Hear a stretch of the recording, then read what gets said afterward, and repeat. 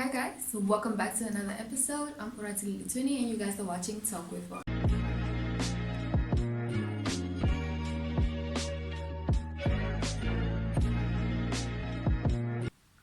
As you guys can see by the title of today's video, Safety First, today's video is going to be more informative and about awareness.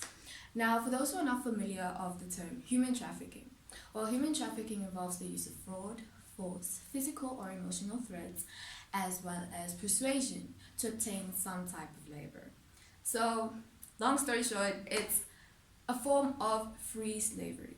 So, what people do is that they kidnap, hijack people, and so they either use them as their own laborers or they sell them on the market and other people use them for any type of labor.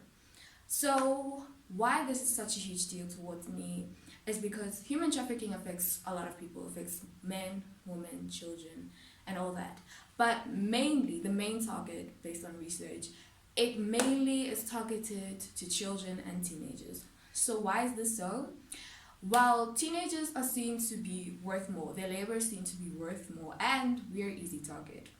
Unlike adults, where you grow up, you lose certain abilities to do certain things. We as teenagers, we are still young, we can do lots of things, we can sprint, we can run, we can produce more labor. And so I feel like not a lot of influencers, not a lot of celebrities, not a lot of people talk about this, and it's a huge issue. Based on research, this happens almost every single day, we just don't know about it. So before I get into deep details, if you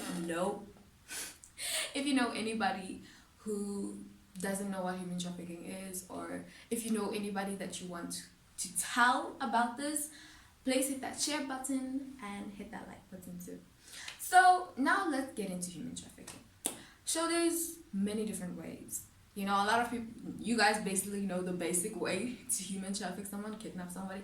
It will be kidnapping them on the street or in a hijack in a van. But there's many different ways. These people are so smart that they have so many different techniques to hijack people. So one of the most common ways is scams. So I know a lot, but one main one, how they target young adults would be like the ones 18, 20, 21, the ones who are finding jobs. So one way that they target them the most is that, we go on the internet, we search for a job, we find one, and they tell you, come over for an interview. So one thing that we like to do is that we don't search where this place is or what the company of the business is. We don't like to do a lot of deep research. Most people, based on like what I've heard, they haven't done deep research about the place that they're going to for the interview. So what they do is that they lure you into a trap. So you're not going to an interview, you're going to be kidnapped. So technically you are walking right into the lion's den. That's one way they get young adults. A second way, we have to be on the streets, okay, but in a different way. So they pretend to be street vendors or people who are selling things. So let's say you are holding a phone case. I am not holding a phone case because my phone is there, but let's say you're holding a beautiful phone and they see your phone case, and let's say it's broken or halfly damaged, and they see, okay, but this woman needs a new phone case, or this man needs a new phone case. They come to you and they be like, gosh, ma'am, your phone case looks so terrible. And then you be like, yeah. Then they come up to you, be like, you know what? I have phone cases just like that with the colors of blue, pink, yellow, gold. Yeah, how about you come to my shop or to my van? So now you don't see this place. They're trying to lure you to a place where there's no eyewitnesses, a place where nobody can see you, a place that is very quiet, and so no one can hear you scream or anything. So they're trying to lure you there. That's why they like, come to my shop, come to my van. Sometimes we lose our minds and be like, okay, let's go, because there's a lot of street vendors everywhere. So that's one way that they get you. That's why they say don't talk to strangers, kids. And another way they can get you is like with easy money. So if you see money on the floor, like lots of money, I know there was a scam in 2019 where they would place like stacks of 100 rands. So it's not really stacks, it's just 100 rand on the top and 100 rand at the bottom, and then they put blue paper in the middle. So it would look like a stack, but only In reality, it's just 200 rand. So they place it on the floor, and that thing would either have a tracker, so it would track your car so they can get you at home. So it will track you to the place that you're going and they follow you there. Or it could either be like a full-on plan. I remember this woman, she picked it up, and so she didn't know the mall very well, and so some guy came up to her, you should go put it at this place. So she didn't know the mall very well, and she's like, direct me, where's this place? It's like, you know what, let me show you. So he seemed like a guy who was trying to help this lady, but meanwhile he was just part of this plan, and that's how they were gonna hijack, kidnap her. So these people are very smart, and there's many ways that we personally don't know about, and that's why knowledge is power. So knowing more about this topic, knowing more about how they do it and all that stuff, actually helps us become more powerful and know more and be aware of our surroundings. So when it comes to human trafficking, there's the 3 P's: protect, prosecute, and prevent. So protect would have to be protecting victims. So these victims would normally, some of them, like only a percentage of them actually are found and actually are brought back home. But the damage is still done. Many of these people come back home with trauma. They don't act the same way. Most of them are either violent or too scared to talk. And so they have these human trafficking shelters. And so that's where they protect their victims, because it's honestly something very scary. Imagine being kidnapped and being forced to do some type of labor that you don't even know. But they're gonna force you. Sometimes they even drug you. Sometimes they even beat you. And it's scary. You're gonna be traumatized, of course. And you're not gonna come out the same way. So there's shelters that protect these people. Prosecute. We have to honestly fight for these people to be pushed into jails because of what they're doing. Not many people know what they're doing is wrong, and it is so wrong. So we need to fight for these people to be prosecuted. And prevent. There's so many ways to prevent human trafficking. One would have to be walking in groups. Don't walk alone, especially at the malls, because these are the top places to get people. If you're walking to the mall with your friends, there's no adult, because we're easy targets, guys. We are kids, we're easy targets. So if you're walking and there's no adult and you're walking by yourself, they're gonna see this kid.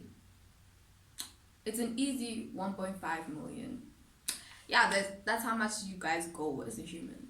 So this one is an easy 1.5 million, even a 2 million. So walk in groups, because if you're with a person, at least they can't grab both of you. So while they grab somebody, recognize the face. If it's outside, recognize the ID number, help your friend, or try and run and get help. Because personally, I am not that strong. Because think of yourself, am I that strong compared to this guy who's been doing this for years? No, you're not. So basically, don't always try and fight. Try and get help, scream for help. Find an adult who can help you. And another thing is, if you're walking in groups of 5, 6, 7, do you really think they're gonna come after you? I mean, that's jobs to catch every single one of you. Yeah. It's not picking candies or roses. It's carrying a whole human being, my guy. Because I know I weigh 40 something. Imagine carrying a lot of people. So, nah. And another thing would have to be being aware. Knowledge is key. Knowledge is power. I know I've said that so many times, but it is. And so being aware and spreading awareness and telling people about it and telling people about places. So just being aware, best thing you could do, because you can spread awareness to people and tell people, and so many people know. And another thing would have to be, don't go in shady places. Trust your gut.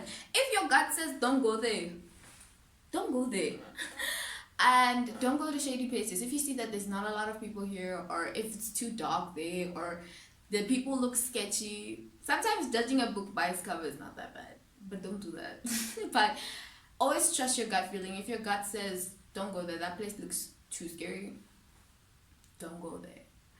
And trackers, I wouldn't like 100% put trackers with you, because I mean, I know our phones have trackers, but sometimes you can't always trust your phone because they know that this one's phone has a tracker, throw it. So I want to tell you where you can put trackers, but I feel like that's not safe. I mean, I know there's a company that designs jewelry with trackers. So yeah, keep safe, guys. And one of my favorite ways to prevent it is codes. So I'm gonna tell you a code that I heard from a girl on TikTok. I wouldn't recommend using this code because, like I said, I got it from TikTok, and a lot of people on TikTok, so a lot of people know this code already. But the code works like this. So this girl is being followed by a guy, and so she picks up her phone and she calls her best friend, and she's like, "Hi, Nicole," something like that. "Hi, Nicole. I was just wondering if I left my red dress at your house." Yeah, that red dress, the velvet red dress. So the reason why she repeats the red dress 3 times is that that's a code. Repeating the word red dress 3 times means danger. So your friend automatically knows that, okay, she said red dress, but does that mean danger? She said red dress again. She could just be meaning a red dress. She said red dress 3 times. Then she knows that she's in danger.